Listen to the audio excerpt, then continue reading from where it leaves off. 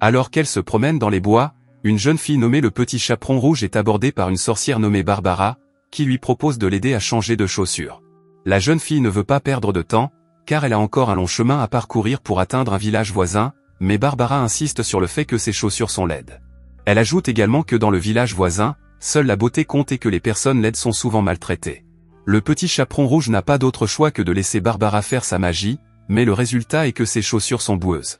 La jeune fille se met en colère et, alors qu'elle nettoie ses chaussures dans une rivière voisine, Barbara lui fait remarquer qu'elle doit encore travailler sur sa capacité à créer de belles chaussures. Alors que la jeune fille se plaint de ce que Barbara a fait, ses chaussures sont emportées par le courant de la rivière. Elle quitte alors Barbara et commence à marcher avec elle pieds nus, jusqu'à ce qu'elle aperçoive une dame nommée Cendrillon qui porte ses chaussures. Le Petit Chaperon Rouge s'approche d'elle alors qu'elle est en train d'enterrer quelque chose dans le sol. Il lui demande ses chaussures et Cendrillon les lui rend volontiers. Lorsque les deux jeunes filles commencent à parler, Cendrillon dit qu'elle était en train d'enterrer son pigeon. Le Petit Chaperon Rouge a pitié d'elle et, à ce moment-là, il y a une vision qui suggère que Cendrillon est victime de brimade. Elle demande une explication et Cendrillon répond que sa belle-mère et ses demi-sœurs, Anna et Margot, ont été méchantes avec elle.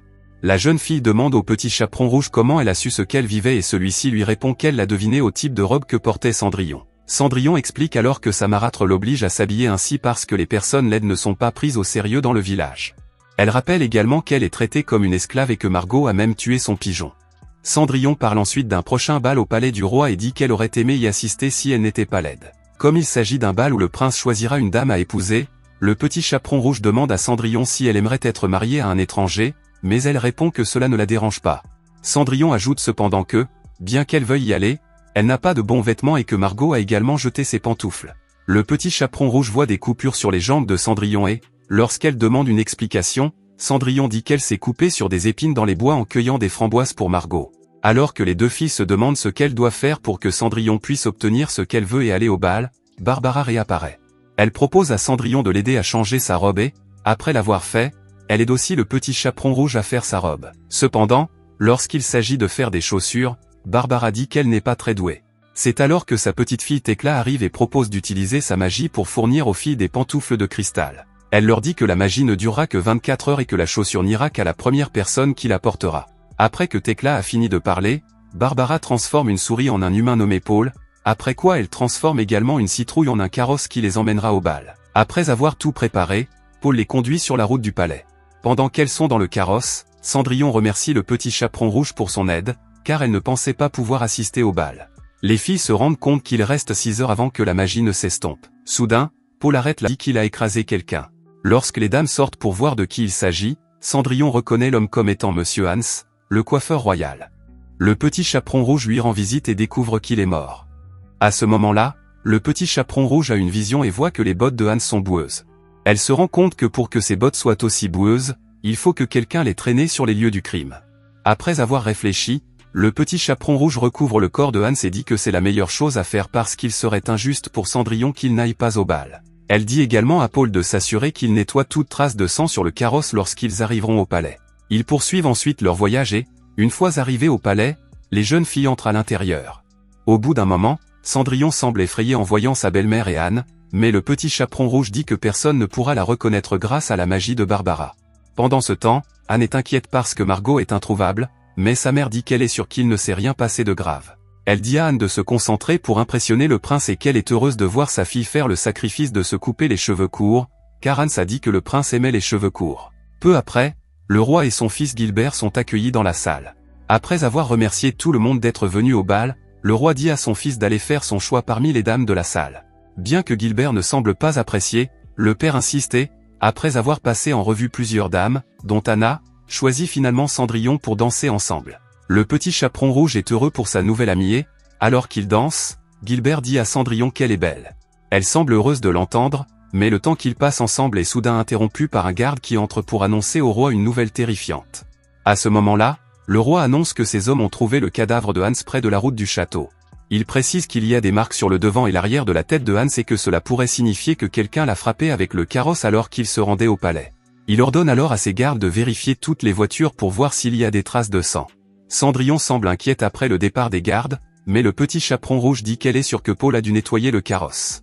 Peu après, le chef des gardes du roi, le chambellan, revient pour informer le roi qu'aucune trace de sang n'a été trouvée sur les voitures. Il précise toutefois que l'autopsie de Hans a montré que la blessure dans le dos avait été infligée avant celle du front. Cela amène le roi à penser que Hans a pu être tué avant qu'un carrosse ne le heurte. Le chambellan ajoute également qu'après avoir vérifié la maison de Hans, ces hommes ont trouvé une pierre tachée de sang, ce qui pourrait signifier qu'il a été tué dans sa maison. Il mentionne également qu'ils ont trouvé des mèches de cheveux que Hans avait coupées à certaines des femmes présentes au bal. Il dit ensuite que Hans avait l'habitude de couper les cheveux longs des gens et que l'une des femmes présentes au bal s'est peut-être mise en colère et l'a tué. Le roi demande aux dames de partir et 5 d'entre elles, dont Anne, sont désignées comme suspectes. Alors que le chambellan dit qu'une des 5 dames a tué Hans, le petit chaperon rouge l'interrompt et demande à dire quelque chose. Le roi la laisse parler et elle dit qu'elle ne croit pas que la théorie du chambellan soit juste et qu'il doit y avoir autre chose. Puis elle demande à Anne de raconter ce qui s'est passé plus tôt dans la journée et elle dit que Hans lui a coupé les cheveux de force, en disant que Gilbert aimait les cheveux courts. Toutes les autres femmes disent la même chose, ce qui oblige le roi à demander à son fils s'il aime vraiment les cheveux courts. Gilbert répond que Hans s'est servi de lui pour mentir aux dames, car il ne supportait pas que les gens aient des cheveux longs qu'il n'avait pas coupés. Alors que tout le monde est choqué, Anne mentionne soudain qu'elle a entendu quelque chose alors qu'elle était au palais ce jour-là. Elle raconte qu'après que sa mère l'a aidé à se faufiler dans le palais pour parler à Gilbert avant le bal, elle l'a entendu se disputer avec Hans. Le roi demande à son fils une explication et Gilbert confirme qu'il ne s'est disputé avec Hans qu'après avoir découvert ses mauvaises habitudes. Gilbert dit aussi qu'il voulait dénoncer Hans, mais que ce dernier l'a fait chanter et l'a menacé de raconter à tout le monde ce qu'il avait fait. Le roi demande à son fils de s'expliquer davantage et Gilbert avoue que Hans le faisait chanter, car il avait vu qu'il avait jeté la couronne du roi à la poubelle il y a quelque temps. Le roi est choqué, mais Gilbert dit qu'il l'a fait uniquement parce que son père n'approuvait pas sa relation avec un serviteur nommé Rémi, qui a fini par disparaître.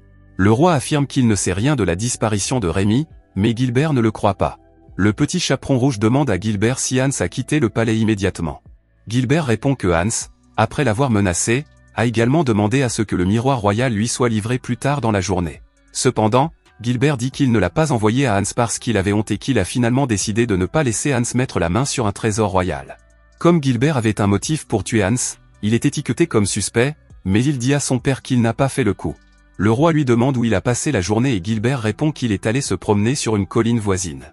Le roi ne croit pas son fils et le fait arrêter. Alors qu'il est emmené, Cendrillon s'approche de Gilbert et lui dit qu'elle croit qu'il n'a rien fait. Il semble heureux d'entendre cela, mais il est emmené hors du palais. Cendrillon va à la rencontre du petit chaperon rouge pour faire quelque chose, mais celui-ci lui dit qu'il ne peut rien faire.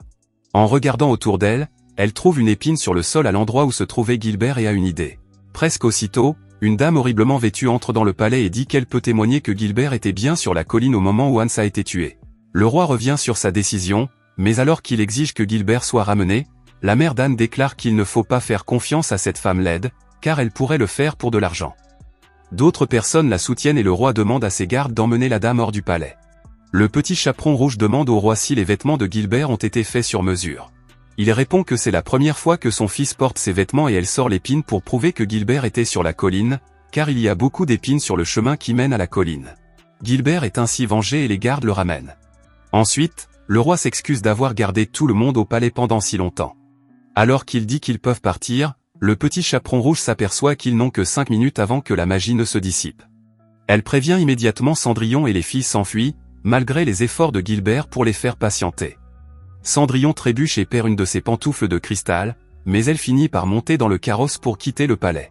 Pendant ce temps, Gilbert voit la pantoufle de cristal manquante et la ramasse.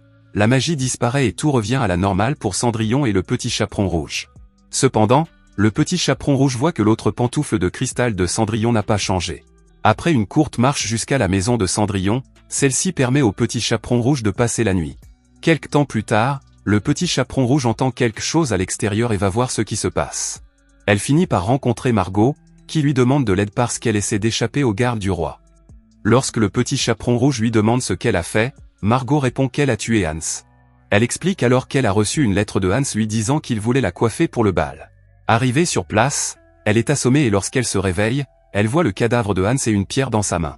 Bien qu'elle dise ne pas se souvenir du moment où elle l'a tué, Margot dit qu'elle pense que c'est elle qui l'a tué. Elle avoue alors qu'elle a traîné Hans hors de la maison et l'a jeté devant un carrosse, afin de pouvoir accuser quelqu'un d'autre du meurtre. Soudain, le chambellan arrive avec ses hommes et le petit chaperon rouge pousse Margot vers eux en disant qu'elle est la meurtrière. Margot semble déçue et, alors qu'on l'emmène, un objet brillant tombe de son corps. Alors que le petit chaperon rouge le ramasse et qu'elle le regarde, le chambellan arrive pour la remercier d'avoir aidé à attraper le meurtrier. Cependant, elle déclare que Margot est innocente. Le petit chaperon rouge demande alors au chambellan s'il peut l'emmener chez Hans, ce qu'il accepte. Lorsqu'ils arrivent, la jeune fille regarde autour d'elle pendant un moment et soudain, elle retire l'objet brillant qui est tombé de la robe de Margot. Elle se rend compte qu'il s'agit du talon cassé d'une pantoufle de verre, ce qui déclenche une vision qui lui fait comprendre qui a tué Hans. Elle demande au chambellan s'il peut l'aider pour autre chose et il accepte. Le lendemain, Gilbert arrive à la maison de Cendrillon avec le chambellan et les autres gardes. Gilbert dit qu'il est à la recherche de la personne qui possède la pantoufle de cristal manquante et qu'il veut que Cendrillon l'essaie pour qu'il puisse voir si c'est bien elle. Cendrillon semble heureuse lorsqu'elle l'enfile, mais le petit chaperon rouge arrive et l'accuse d'avoir tué Hans. Cendrillon semble confuse, mais le petit chaperon rouge lui explique que la pantoufle de cristal qu'elle vient de mettre est celle qu'elle a cachée dans la tombe des pigeons. Elle révèle ensuite comment elle a compris que Cendrillon était la meurtrière. Elle raconte que Cendrillon avait d'abord rencontré Hans, qui lui avait proposé de la rendre belle. Cependant, lorsqu'elle est arrivée chez Hans, elle s'est rendue compte qu'il avait d'autres intentions, alors elle l'a frappé avec une pierre et l'a tué avant qu'il ne puisse lui faire quoi que ce soit. Voyant cela, elle décide de piéger Margot et lui envoie une lettre en se faisant passer pour Hans. Lorsque Margot arriva, Cendrillon l'assomma. Cependant, Margot n'ayant pas complètement perdu connaissance, Cendrillon utilisa sa pantoufle de cristal pour faire le travail, mais elle ne savait pas que le talon s'était cassé et qu'il était tombé sur la robe de Margot. Comme elle savait que Hans attendait une livraison du prince, Cendrillon décida de laisser Margot là, afin que celui qui ferait la livraison pense que Margot avait tué Hans. Malheureusement, le prince n'envoya rien à Hans, si bien que Margot eut tout le temps de s'échapper et de dissimuler le meurtre. Le petit chaperon rouge raconte que lorsqu'elle a vu Cendrillon pour la première fois, elle n'avait pas de chaussures car elle enterrait quelque chose sur la tombe de son pigeon. Elle avait aussi plusieurs coupures sur les jambes et, bien qu'elle ait dit être allée cueillir des framboises, elle n'en avait pas sur elle. La femme fait alors venir Barbara et Thecla, qui confirment avoir donné à Cendrillon 2 paires de chaussures en cristal ce jour-là. Après avoir découvert tous ces mensonges, Cendrillon essaie encore d'en raconter un dernier, mais les pantoufles de cristal se transforment en chaussures normales, ce qui confirme tout ce qu'a dit le petit chaperon rouge. Gilbert demande alors à ses gardes d'arrêter Cendrillon et, alors qu'elle est emmenée, le petit chaperon rouge demande au prince de lui parler. Elle lui demande pourquoi il pensait que son père avait envoyé Rémi loin de la ville et il répond qu'après sa disparition, cela n'avait plus de sens. La femme lui apprend que Rémi était en fait une des victimes de Hans qui, en lui coupant les cheveux, lui avait aussi donné une cicatrice qui la rendait laide. Elle ajoute également que Rémi se cachait pour ne pas être vu, car elle sait que personne ne lui permettrait d'épouser Gilbert si elle était laide. Mais Gilbert dit qu'il s'en moque et le petit chaperon rouge lui dit que la femme mal habillée qu'il a défendue l'autre jour au palais est en fait Rémi. Le petit chaperon rouge est emmené par le chambellan et, après avoir vu Rémi, Gilbert semble heureux et lui dit qu'il la cherchait. Cependant, elle dit qu'elle ne le mérite pas et, comme elle continue à rejeter ses avances, le petit chaperon rouge la convainc d'accepter l'amour de Gilbert. Rémi réfléchit et lorsqu'elle accepte, Gilbert l'embrasse. Quelques jours plus tard, Gilbert est maintenant marié à Rémi et le petit chaperon rouge est également récompensé pour ses efforts en vue d'aider la famille royale. Immédiatement après que Rémi et Gilbert l'ont remercié pour ses services, le petit chaperon rouge semble heureux et quitte le pays. Quel est votre conte de fées préféré? Écrivez-le dans les commentaires.